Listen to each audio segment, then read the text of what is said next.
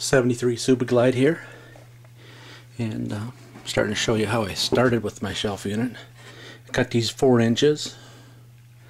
They're exactly 37 inches long, and I believe the side, depending on how you want it, them are 18 inches. And then I just glued the backs, and I used my staple gun along the edge, stapled them on.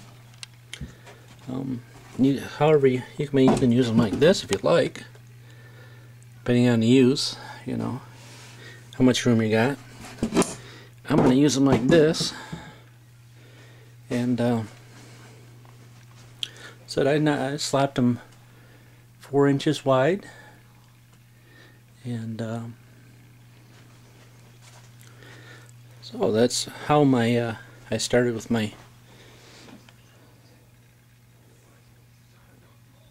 connector, bolt, screw bends.